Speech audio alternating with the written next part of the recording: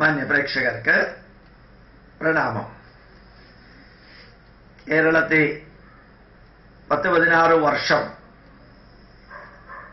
പിടിച്ച് നിർത്തുകയും പത്രമാധ്യമങ്ങളിൽ മിക്കവാറുമൊക്കെ നിറഞ്ഞു നിൽക്കുകയും ചെയ്ത ശ്രീ പിണറായി വിജയൻ മുഖ്യമന്ത്രിയായിട്ട് അവരോധിക്കപ്പെടുകയാണ്. LDF വരും, എല്ലാം ശരിയാകും എന്ന വരി അന്വർത്ഥമാക്കാൻ പിണറായി വിജയൻ എന്താണോ പാർട്ടി സെക്രട്ടറി പദവി കോടിയേരി ബാലകൃഷ്ണൻ സാറിനെ ഏൽപ്പിച്ചപ്പോൾ ആഗ്രഹിച്ചത് അവിടെ തന്നെ കൊണ്ടുവന്ന് പാർട്ടിയെ എത്തിക്കാൻ അദ്ദേഹത്തിന് സാധിച്ചു. ധാർഷ്ട്യത്തോടുകൂടിയുള്ള പുച്ഛത്തോടുകൂടിയുള്ള വിവരണങ്ങളും വരികളും മുഖഭാവവും എല്ലാം മാറ്റി യഥാർത്ഥത്തില് ഉത്തരേന്ത്യൻ ചാനലുകാർ പറഞ്ഞതുപോലെ 16 വർഷം കേരള ജനതയെ, മാർക്സിസ്റ്റ് പാർട്ടി ഓഫ് ഇന്ത്യയെ അല്ല, കേരളത്തിലെ CPM-നെ പിടിച്ചു നിർത്തി തന്റെ വഴിയിലേക്കൂടെ കൊണ്ടു നടത്തി. കൂട്ടത്തിലുള്ളവരിൽ ഒത്തിരി പേര് BJP-യിലേക്കും ഒക്കെ പോയി എങ്കിലും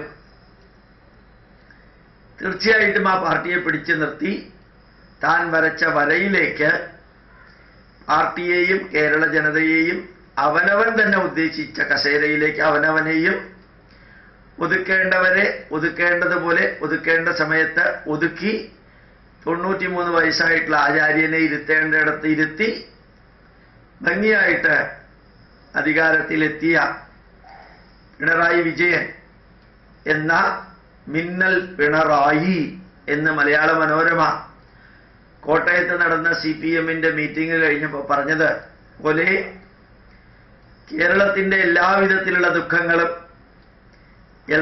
LDF വരും, എല്ലാം ശരിയാകുമെന്ന് പറഞ്ഞത് ശരിയാകുമെന്ന് പ്രതീക്ഷിക്കാം. ഏതായാലും പണ്ട് കോൺഗ്രസ് ആയിരുന്നു മുകളില്. കോൺഗ്രസ് CPM-നോടും CPM-ന് കോൺഗ്രസിനോടും കുറച്ചൊക്കെ വിധേയത്വം ഉണ്ടായിരുന്നു. മൻമോഹൻ സിംഗിനെ കുറെ കാലം പിടിച്ചു നിർത്തിയത് CPM-ലെ MP-മാരായിരുന്നു. ഒരു പരിധിവരെ ബംഗാളില് ഒരുമിച്ചിരുന്ന് മമതാ ബാനർജിയെ എതിർത്തതാണ്. അങ്ങനെയുള്ള കോൺഗ്രസ് അല്ല ഇപ്പോൾ ന്യൂഡൽഹിയിൽ ഭരിക്കുന്നത്, ഭാരതം ഭരിക്കുന്നത് എന്നുകൂടി ഓർമ്മിച്ച് കേന്ദ്രത്തിന്റെ സഹായമില്ലാതെ കേരളത്തിന് ഒരടി മുമ്പോട്ട് നീങ്ങാൻ സാധിക്കില്ല. ഏതിനെല്ലാമാണോ ഇത്രയും കാലം പ്രതിഷേധിച്ചത്, ആ പ്രതിഷേധിച്ചത് ഏതെല്ലാം കാര്യങ്ങൾക്കാണോ അതെല്ലാം ഇപ്പൊ ചെയ്യേണ്ടി വരും. പക്ഷേ പിണറായി വിജയന്റെ അധികാര കസേരയിലേക്കുള്ള പ്രയാണത്തെക്കുറിച്ച് ഇന്നലെ നോർത്ത് ഇന്ത്യയിലെ 2-3 ചാനലുകാര് വാർത്താരൂപത്തിൽ പറയുകയുണ്ടായി. ഞാൻ TV കാണാറില്ലെന്നും പറഞ്ഞു. ചാനലുകാർ പറയുന്നു എന്നും ഇയാൾ പറയുന്നത് രണ്ട് രീതിയിൽ. ഇയാൾ എന്താ പറയുന്നതെന്ന് ചോദിച്ചാൽ, എൻ്റെ മൊബൈലിൽ വാർത്ത അപ്പം കിട്ടും, സ്പോട്ട് വാർത്ത കിട്ടുന്ന സംവിധാനം ഉള്ളത് കൊണ്ട് ഞാൻ അതെല്ലാം ഇൻസ്റ്റിറ്റ്യൂട്ടിന്റെ ധർമ്മ-news.in അപ്പം അപ്ലോഡ് ചെയ്യാനായിട്ട് നോക്കാറുണ്ട്. ധർമ്മ-news.in നോക്കിയാൽ ഇതെല്ലാം അതിനകത്തുണ്ട്. അത് ഇന്ത്യൻ ഇൻസ്റ്റിറ്റ്യൂട്ട് ഓഫ് സയന്റിഫിക് ഹെറിറ്റേജിന്റെ ന്യൂസ് ചാനലാണ്.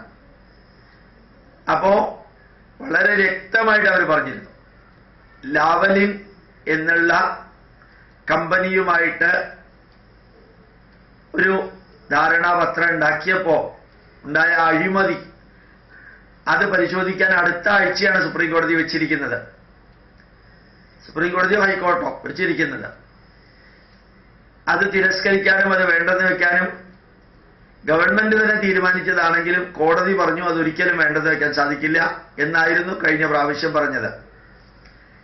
അപ്പൊ ഒരു പക്ഷെ കോടതിയുടെ വല്ല കമന്റും ഉണ്ടാവുകയാണെങ്കിൽ ഈ കസേരയുടെ 4 കാലും എത്രത്തോളം സ്ട്രോങ് ആയിരിക്കും എന്നുള്ളത് സംശയാസ്പദമാണ്.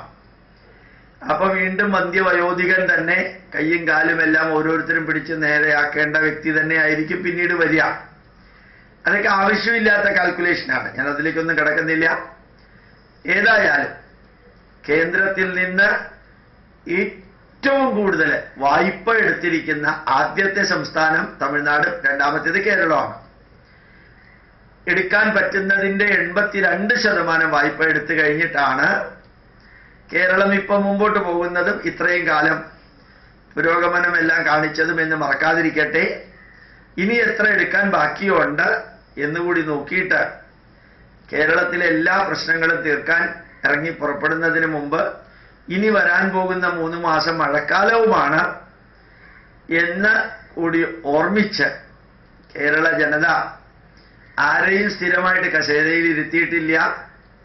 ഒരിക്കൽ ഇരുത്തിയവൻ എന്നും അവിടെ ഇരിക്കേണ്ടവനാണെന്ന് ധരിപ്പിച്ചിട്ടുമില്ല. ഒരുപക്ഷെ ഭാരത ജനതയും അങ്ങനെ തന്നെയാണ്. അത്ഭുതകരമായിട്ടുള്ള രീതിയിൽ AIADMKയുടെ 93 സീറ്റ് DMKയും കോൺഗ്രസ്സുകാരും തിരിച്ചു പിടിച്ചു. 2 രൂപയ്ക്ക് ഇഡ്ഡലിയും 5 രൂപയ്ക്ക് ഭക്ഷണവും 168 രൂപയ്ക്ക് സിമന്റും, ഓരോ വീട്ടിലും തയ്യൽ മെഷീനും ടിവിയും ദോശക്കല്ലും കുട്ടികൾക്ക് സൈക്കിളും കമ്പ്യൂട്ടറും എല്ലാം കൊടുത്തിട്ടും കയ്യിലുള്ള സീറ്റിന്റെ 93 സീറ്റ് പോയി തമിഴ്നാട്ടില് എന്നുള്ളത് മറക്കാതിരിക്കട്ടെ. ആസാമില് വളരെ വിജയം കണ്ടിരുന്നവരൊക്കെ തൂത്തെറിയപ്പെട്ടു. അപ്പൊ എത്ര വലിയവരാണെങ്കിലും കോൺഗ്രസുമായി ചേർന്ന് നിന്നിട്ട് പോലും ബംഗാളിൽ എത്രയാ സീറ്റ് കിട്ടിയത് മമതാ ബാനർജിയുടെ മുമ്പിൽ എന്നുള്ളത് മറക്കാതിരിക്കട്ടെ. 5 വർഷം എന്ന് പറയുന്നത് നമ്മുടെ സുരേഷ് ഗോപി പറഞ്ഞ പോലെ ദാ പോയി ദേ വന്നു എന്ന് പറയുന്ന രീതിയിൽ വരും. ജനത ഇത് ഓർമ്മിക്കുന്നുണ്ടാവും. അതുകൊണ്ട് അദ്ദേഹത്തിന് 5 വർഷം ഭരിക്കാൻ ജഗദീശ്വരനും ഭാരതമാതാവും ഋഷീശ്വരന്മാരും ശ്രീപത്മനാഭനും അനുഗ്രഹം ചൊരിയട്ടെ കേരള ജനതയ്ക്ക് നന്മ വരുത്താൻ എന്ന് കേരളീയ പൗരനിൽ ഒരാളായ ഭാരതീയ പൗരൻ ഭാരതമാതാവിന്റെ മകനായ ഗോപാലകൃഷ്ണനും പ്രാർത്ഥിക്കുന്നു. പ്രണാമം, നമസ്കാരം.